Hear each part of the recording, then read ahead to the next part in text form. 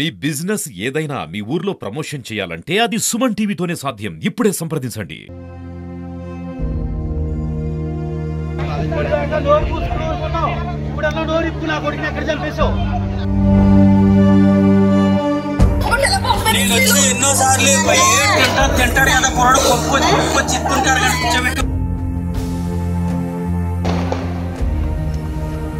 ఇప్పుడు ఈయన వచ్చాడు సార్. Okay fine. సార్ ఏమొద్దు సార్, ఒక నిమిషం నాకు ఏమొద్దు. ఆ 12 మంది ఎవరైతే ఆ కుర్రోళ్ళతో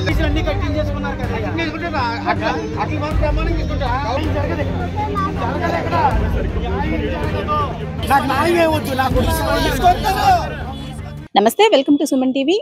నూతన సంవత్సరం కాకినాడ జిల్లాలో పెను విషాదాన్ని నింపిందనే చెప్పుకోవాలి. సరదాగా ఈతకు వెళ్లిన ఇద్దరు విద్యార్థులు గల్లంతయ్యారు. అందులో ఒకరి ఆచూకీ అయితే లభ్యం కాలేదు, మరొకరి మృతదేహ ప్రస్తుతం లభ్యమైన పరిస్థితి. అయితే నిన్న ఏదైతే నూతన సంవత్సరం సందర్భంగా కాకినాడలోని ఆదిత్య జూనియర్ కాలేజీలో చదువుతున్న విద్యార్థులంతా 14 మంది విద్యార్థులు కాకినాడ కోరంగి మరా ఫారెస్ట్ కు వెళ్లారు. అయితే అక్కడ భోజనం అనంతరం సూర్యారావుపేట బీచ్ కి చేరుకున్నారు. అయితే ఈ బీచ్ లో సరదాగా ఈతకు వెళ్లి ఇద్దరు గల్లంతయ్యారు. అందులో ఒకరి మృతదేహం అయితే నిన్న సాయంత్రం లభ్యమైంది. ప్రస్తుతం కాకినాడ జీజీహెచ్ లో పోస్ట్ మార్టం నిమిత్తం బాడీని తరలించారు. అయితే కాలేజీ యాజమాన్య నిర్లక్ష్యం వల్లే ఈ ఘటన జరిగిందంటూ కూడా పేరెంట్స్ ఆరోపిస్తున్నారు. ఎవరైనా ఔటింగ్ కి వెళ్లే ముందు పేరెంట్స్ కి ఇంటిమేట్ చేస్తారు, ఒక కాల్ చేసి ఇలా ఔటింగ్ కి పంపిస్తున్నామంటూ కూడా ఇన్ఫార్మ్ చేస్తారు. కానీ ఎలాంటి ఇన్ఫర్మేషన్ లేకుండానే వాళ్ళ బయటకు పంపడం ఏంటంటూ కూడా పేరెంట్స్ అయితే ఆందోళన వ్యక్తం చేస్తున్నారు. అలాగే బాడీ కోసం నిన్న ఏదైతే బీచ్ లో వెతుకులాట ప్రారంభించారో ఆ టైంలోనే పేరెంట్స్ కూడా అక్కడికి చేరుకున్నారు. బాడీ మృతదేహం లభ్యమైన తర్వాత అంబులెన్స్ లో ఎక్కించిన తర్వాత పేరెంట్స్ అక్కడికి చేరుకున్నారు. అయితే అంబులెన్స్ లో బాడీ ఉందా లేదా అనేది మాకు తెలియదు. అంబులెన్స్ డోర్ ఓపెన్ చేయమన్నా సరే ఓపెన్ చేయలేదు. వెనకాతల ఫాలో అయినా సరే ఎవరు కూడా లోపల నుంచి గెడవేసి అంబులెన్స్ అయితే ఓపెన్ చేసి చూపించలేదు. డోర్ ఓపెన్ చేసి అసలు బాడీ ఉందా లేదా అన్న అనుమానం కూడా మాకు కలుగుతుందంటూ కూడా పేరెంట్స్ నిన్న రాత్రి నుంచి కూడా కాలేజీ ఎదుట ఆందోళన వ్యక్తం చేస్తున్నారు. 14 మంది స్టూడెంట్స్ లో ఇద్దరు, ఒకరు మృత్యువాత పడగా మరొకరి ఆచూకీ అయితే లభ్యం కాలేదు. మిగిలిన 12 మంది ఎక్కడున్నారనేది మనకి తెలియని పరిస్థితి. ఆ స్టూడెంట్స్ ని కాలేజీ యాజమాన్యమే దాచిందంటూ కూడా పేరెంట్స్ ఆరోపిస్తున్నారు. అసలు ఆ 12 మంది స్టూడెంట్స్ బయటకు వస్తేనే నిన్న ఏం జరిగింది అనేది తెలిసే అవకాశం ఉంది. ఒక్కసారి మేము స్టూడెంట్స్ తో మాట్లాడతామంటూ కూడా నిన్నటి నుంచి పేరెంట్స్ అయితే అడగడం జరుగుతోంది. అయితే దీనికి కాలేజ్ యాజమాన్యం కూడా నిరాకరిస్తోంది. అయితే యాజమాన్యం నిర్లక్ష్యమే ఇక్కడ ప్రస్ఫుటంగా కనిపిస్తోంది. ఎలాంటి ఇన్ఫర్మేషన్ లేకుండా పిల్లల్ని అసలు బయటకు ఔటింగ్ కి పంపించడం ఏంటంటూ కూడా వీళ్ళు క్వశ్చన్ చేస్తున్నారు. అయితే కేవలం ఆ నిర్లక్ష్యం వల్లే ఇప్పుడు నిండు ప్రాణాలు గాల్లో కలిసిపోయాయి. ఒకరి మృతదేహం అయితే నిన్న సాయంత్రం లభ్యమైంది. మరొకరి పరిస్థితి అయితే గనక ఇంకా ఆచూకీ లభ్యం కాని పరిస్థితి. అయితే ఈ ఆచూకీ లభ్యం కాని స్టూడెంట్ ఎవరైతే ఉన్నారో, తన తండ్రి చిన్నప్పుడే మరణించాడు. తల్లి మతిస్థిమితం లేని తల్లి తన అమ్మమ్మ దగ్గర ఉంటూ కూడా చదువుకుంటున్నాడు. అమ్మమ్మ 4 ఇళ్లలో పని చేసుకుంటూ కాయ కష్టం చేసుకుంటూ ఆ డబ్బుతోనే ఒక మంచి కాలేజ్ లో జాయిన్ చేసి ప్రయోజకుడిని చేయాలనుకుంది. ఈ విద్యార్థి ఎవరైతే ఉన్నారో సూర్యారావుపేట బీచ్ లో గల్లంతైన విద్యార్థి ప్రస్తుతం అయితే గనక కాకినాడ జిల్లా వ్యాప్తంగా ఇది పెను సంచలనం సృష్టించిందని చెప్పుకోవాలి. ఎందుకంటే కేవలం ఇద్దరు విద్యార్థులు కాదు, 14 మంది విద్యార్థులు అయితే ఔటింగ్ కి వెళ్లారు. అందులో ఇద్దరు విద్యార్థుల పరిస్థితి ఇది. మిగిలిన 12 మంది ఎక్కడున్నారనేది తెలియదు. కాలేజీ యాజమాన్యమే దాచిందంటూ కూడా వీళ్ళు ఆరోపిస్తున్నారు. నిన్న రాత్రి నుంచి కూడా వీళ్ళు కాలేజీ ఎదుట ధర్నా చేస్తున్నారు.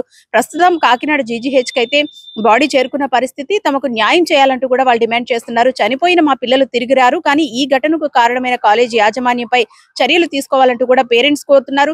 మొత్తానికి నూతన సంవత్సరం 2 కుటుంబాల్లో తీరని విషాదాన్ని నింపిందనే చెప్పుకోవాలి.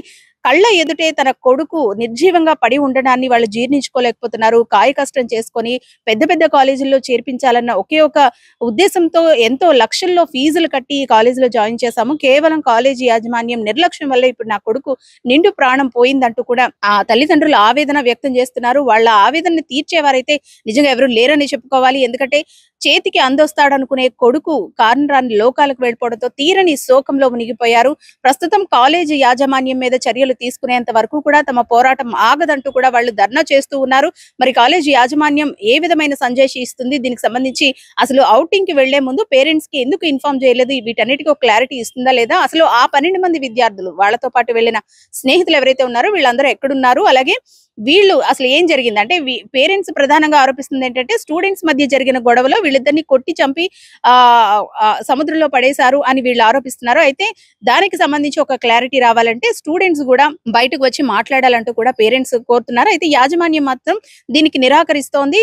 అందరూ ఆవేశంగా ఉన్న టైంలో స్టూడెంట్స్ బయటకు వస్తే వాళ్ళ మీద దాడికి దిగే అవకాశం ఉంది, అందుకే మేము బయటకు రానివ్వట్లేదంటూ కూడా యాజమాన్యం చెబుతోంది. అయితే అసలు జరిగింది ఏంటి అనేది ఒక క్లారిటీ రావాలంటే తన స్నేహితులు బయటకు రావాలంటూ కూడా పేరెంట్స్ అయితే డిమాండ్ చేస్తున్నారు. అలాగే కాలేజీ యాజమాన్యం మీద చర్యలు తీసుకోవాలంటూ కూడా డిమాండ్ చేస్తున్నారు. మొత్తానికి కాకినాడ జిల్లాలో నూతన సంవత్సరం పెను విషాదాన్ని మిగిల్చింది. కెమెరా పర్సన్ చిన్నతో అనుశ్రీ, సుమన్ టీవీ, కాకినాడ.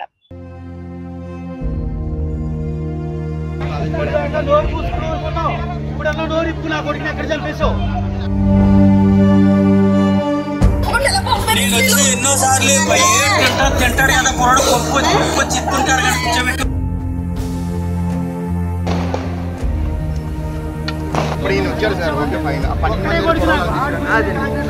10 మంది సార్ ఏం వద్దు సార్, ఒక నిమిషం నాకేం వద్దు. 12 మంది ఎవరైతే ఆ కుర్రోళ్ళతో